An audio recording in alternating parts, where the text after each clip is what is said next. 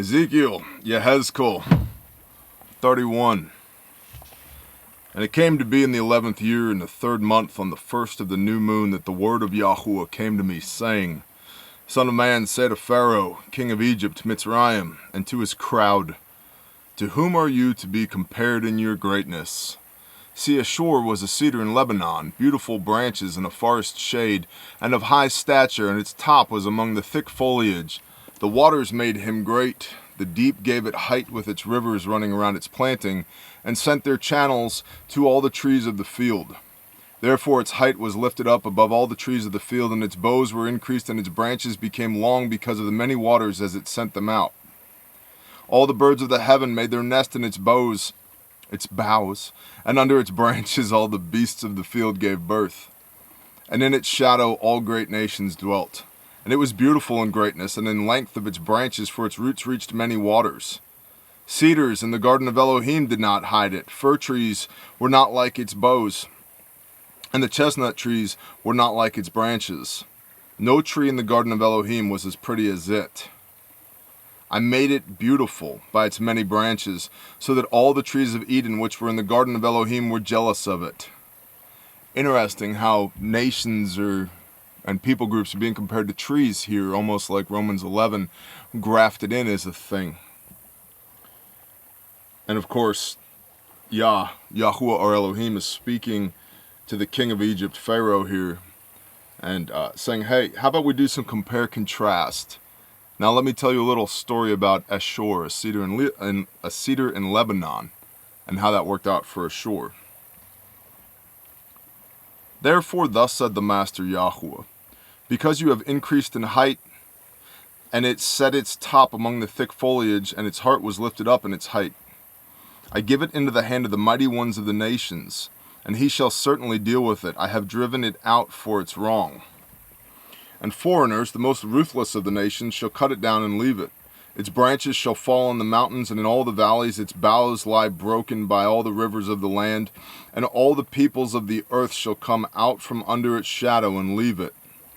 On its ruins shall dwell all the birds of the heavens, and all the beasts of the field shall be on its fallen branches, so that none of the trees by the waters would exalt themselves because of their height, nor set their tops among the thick foliage, and that no tree which drinks water would ever be high enough to reach up to them.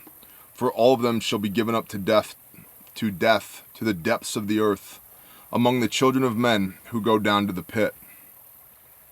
Thus said the Master Yahweh, in the day when it is brought down to Sheol, to hell, I shall cause mourning. I shall cover the deep because of it, and hold back its streams, and many waters shall be confined. And I shall make Lebanon mourn for it, and all the trees of the field shall wither away because of it.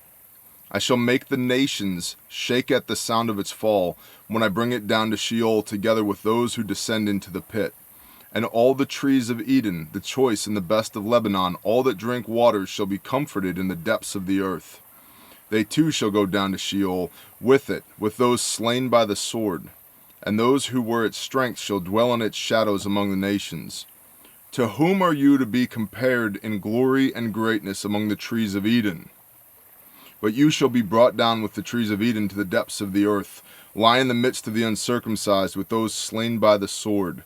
This is Pharaoh and all his crowd, declares the Master Yahweh. So there's a parable here, an allegory here, with these trees being people groups, nations. And so Yah is saying, hey, check out what I'm going to do to Ashur, the cedar in Lebanon. Mr. King of Egypt, if you get a little too big for your britches, watch and learn what I do to people who think they are better than, let alone better than Elohim. 32. And it came to be in the 12th year, in the 12th new moon, on the 1st of the new moon, that the word of Yahweh came to me, Ezekiel, Yehezkel, saying, Son of man, take up a lamentation for Pharaoh, king of Mitzrayim. And the last several chapters have been directed to the king of Mitzrayim, the Pharaoh of Egypt, from Yah, through Yehezkel, through Ezekiel. So we're just continuing where we left off last week. Son of man, take up a lamentation for Pharaoh, king of Mitzrayim, And you shall say to him, you were like a young lion among the nations, and you were like a monster in the seas, and you burst forth in your rivers, and trouble the waters with your feet, and muddy their rivers. Thus said the Master Yahweh, and I shall spread my net over you with an assembly of many peoples, and they shall bring you up in my net. And I shall leave you on the land, hurl you out into the open fields, and make all the birds of the heavens dwell on you. Again, Revelation 19 imagery here. Your carcasses will feed the scavengers. My God would never do that. Read the Bible. Yeah, he would. And has. And will again. Who was and is to come. He has, he will, he'll do it again. And I shall leave you on the land, hurl you out into the open fields, and make all the birds of the heavens dwell on you. And with you I shall satisfy the beasts of all the earth. And I shall put your flesh on the mountains, and fill the valleys with your height. The valley in between two mountains filled with corpses. As if Pharaoh wasn't getting it to this point, Yah's now speaking his language. Hey buddy, check this out. I'm going to stack your corpses into the valleys until they're as high as the mountains. And I shall put your flesh on the mountains, and fill the valleys with your height, and water the land with the flow of your blood unto the mountains, and let streams be filled with you. And when I extinguish you, I shall cover the heavens, and make its stars dark. I shall cover the sun with a cloud, and the moon shall not give her light. Oh, that sounds very much so like Matthew 24, doesn't it? Yeshua prophesying as to what the beginning of the birth pangs shall be like. All the bright lights of the heavens I shall make dark over you, and I shall bring darkness upon your land, declares the Master Yahweh. And I shall trouble the hearts of many peoples when I bring your destruction among the nations into the lands which you have not known. And I shall make many peoples appalled at you, and their kings shall be greatly afraid of you when I swing my sword before them. And they shall tremble continually, every man for his own life, in the day of your fall. For thus said the Master Yahweh, the sword of the king of Babel shall come upon you. By the swords of the mighty men, all of them the ruthless ones of the nations, I shall make your host fall, and they shall ravage the arrogance of Mitzrayim, and all its host shall be destroyed. And I shall destroy all its beasts from beside its great waters, and let the foot of man trouble them no more, nor let the hooves of the beasts trouble them. Then I shall make the waters clear, and make the rivers run like oil, declares the Master Yahweh. When I lay the land of Mitzrayim waste, and the land shall be stripped of all that it was once filled with it, when I have stricken all who dwell in it, then they shall know that I am Yahweh. See, every knee shall bow, every tongue shall confess. You're on Team Yeshua, or you're not. You're on Team Yah, or you're not. There's no half in, half out. And then if Egypt just wasn't getting the point, okay.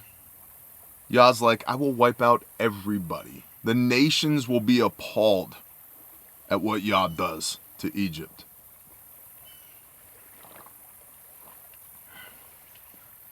Appalled is a strong word. It's like a combination of horror and disgust at the same time.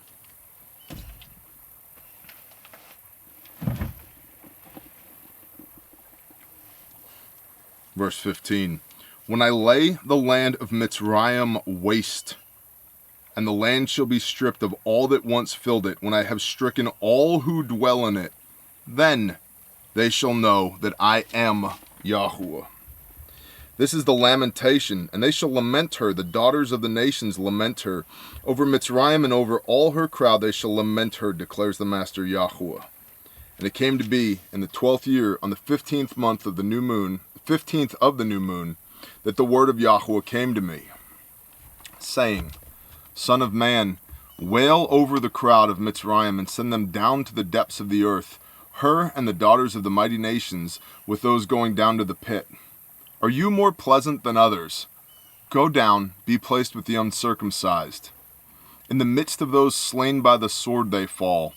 She shall be given to the sword, drawing her and all her crowds. The mightiest among the mighty speak to him out of the midst of Sheol with those who help him. They have gone down. They lie with the uncircumcised, slain by the sword.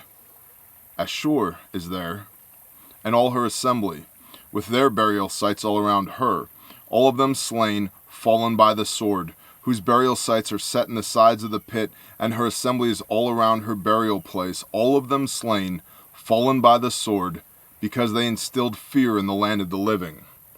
There is Elam, and all her crowd, around her burial place, all of them slain, fallen by the sword, who have gone down uncircumcised to the lower part of the earth, because they instilled fear in the land of the living, and they bear their shame with those going down to the pit. They have set her bed in the midst of the slain, with all her crowd, with her burial sites all around, all of them uncircumcised, slain by the sword. So at the time this was written, Yehezkel, part of the remnant that was exiled from Jerusalem during the Babylonian captivity, prophesying to the remnant of Yehuda, the tribe of Judah, in exile. This uncircumcised, the nations, because the circumcision is a sign between Yahweh and his people. Acts chapter 15 comes to mind, where Gentile believers in Yeshua are being told by certain amongst those of believers in Messiah, the Yehudi, the Jews. Why is there a New Testament book called Hebrews? Because Shaul of Tarsus had to write some instruction, some correction, some reproof to the Hebrews. Hey, you guys are making a big deal out of the circumcision thing. Let's start with Acts chapter 15, verses 15 through 19. For these Gentile believers, before we have them lop their foreskins off, let's make sure their heart condition's right. And the way we're going to do that is they have to adhere to 4 things and then do a 5th thing. New Testament, book of Acts, chapter 15, verses 15 through 19. No strangulation. We don't eat things that have been strangled. Why? Because the blood isn't spilled out of them, and the blood is the life force. No partaking of blood. We don't partake of blood. There's a, if you will, kosher way to slaughter an animal. That's to slit its throat and let the blood pour out. So no strangulation, no blood, no whoring, no idolatry, pagan forms of worship. We don't do that anymore. Then, the 5th thing, go to the temple on Shabbat and hear the words of Moses. That's in Acts chapter 15. Go look it up. Before the Gentiles need to be circumcised, because the circumcision is an outward expression of an inward heart condition. So at the time that Ezekiel is writing, the circumcision was a clearly defining line between who Yah's people were and who Yah's people weren't. And that's why Yah is speaking through Ezekiel here and bringing up the uncircumcised, meaning not Yah's people. This is happening to not Yah's people, because they are not in covenant with Yah. 33:25. They have set her bed in the midst of the slain with all her crowd, with her burial sites all around it, all of them uncircumcised, slain by the sword, for the fear they instilled in the land of the living. So they bear their shame with those going down to the pit. In the midst of the slain they have been placed. There are Meshech and Tubal and all her crowd, with all their burial sites all around it, all of them uncircumcised, slain by the sword, because they instilled fear in the land of the living. Okay, Pharaoh, let's take a virtual tour of hell.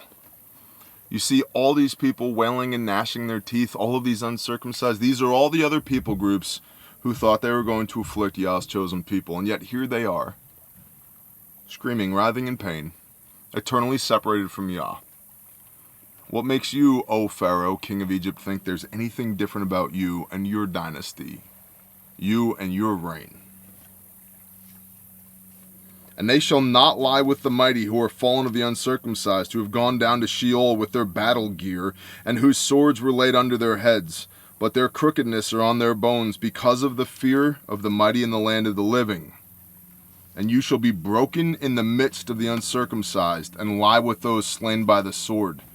There is Edom, her kings, and all of her princes, who shall be given up in their might, with those slain by the sword. With the uncircumcised they lie, and with those going down to the pit.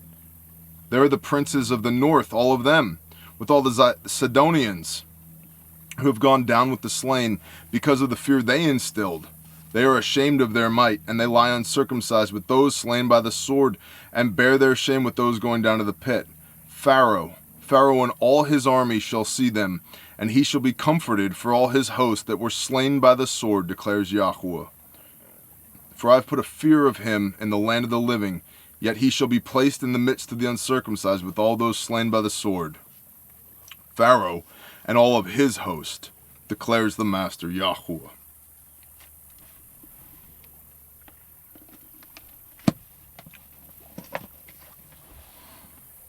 So Yehezkel is speaking to the remnant of the tribe of Judah in exile during the Babylonian captivity. But I would submit he's also speaking to us. What worldly powers are you so afraid of that will lie in the depths of the place of the dead, Sheol, amongst all these other world powers that thought to persecute the people of Yah, and yet have been destroyed, because Yah wins? What are you so afraid of? 2 of you shall put 10,000 to flight.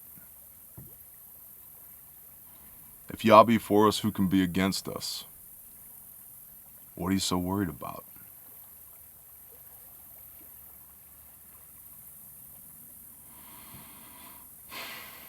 And once you start walking in that, it's like a true unlock of your power and potential in Yah's will. You can't kill me. You can just level me up. Oh, you're going to send me home to meet my Creator? Not that I'm in a hurry to leave this earthly plane.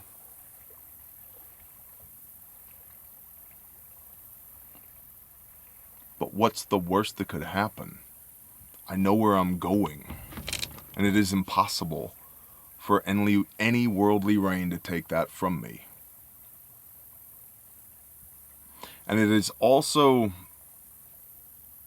deluded and irresponsible to think that because of your belief, because of the salvation of your soul, that you won't see persecution. Because nowhere in the Bible is that exhibited by the Father's people. They always see persecution. They're just not destroyed like everybody else. A remnant is always preserved. And the Father doesn't prevent his people from experiencing hardship. He stewards them through it. And so we will see persecution in spite of our salvation. In end times, we'll see persecution because of our salvation. And they shall kill you and deliver you up as if they were doing Elohim a favor. Aight?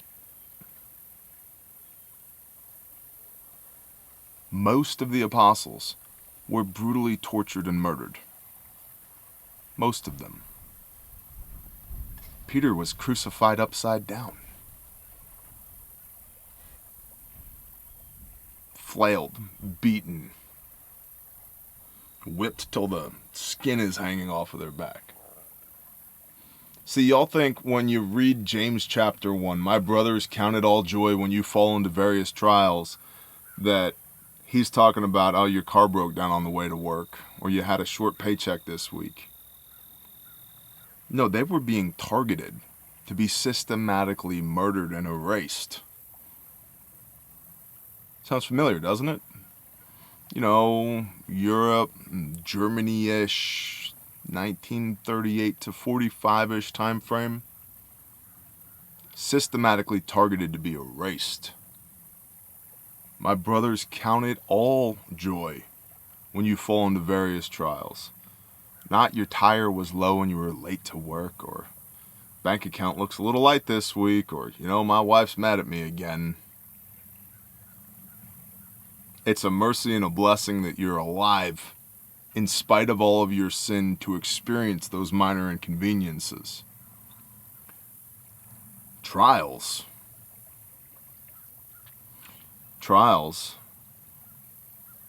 is Ishmaelite heathens with dull machetes cutting your head off on live television. and still having the balls when they say, who else here confesses that Yeshua is the Mashiach, that Jesus is the Christ? And you still raise your hand, knowing that these brutes are going to saw my head off with a dull machete too.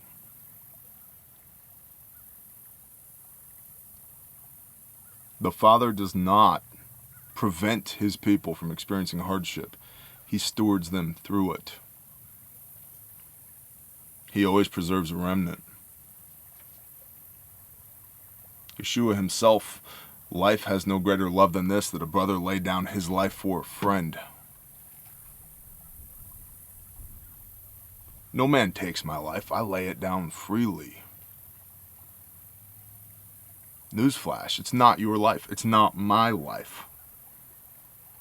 It's Yah's life. The only thing that makes me special is that little spark of him that we call our soul that's indwelt in this flesh meat suit that I get to wear for a period of time, preordained, for the reproof and instruction of the soul,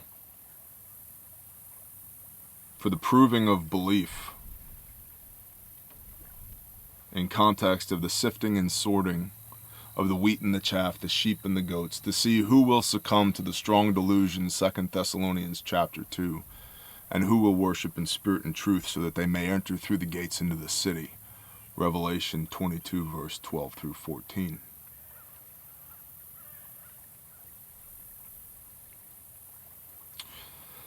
So what are you so afraid of? Look at all the peoples and the kings and the tyrants that Yah, for his purposes, in his time, with his will, has toppled.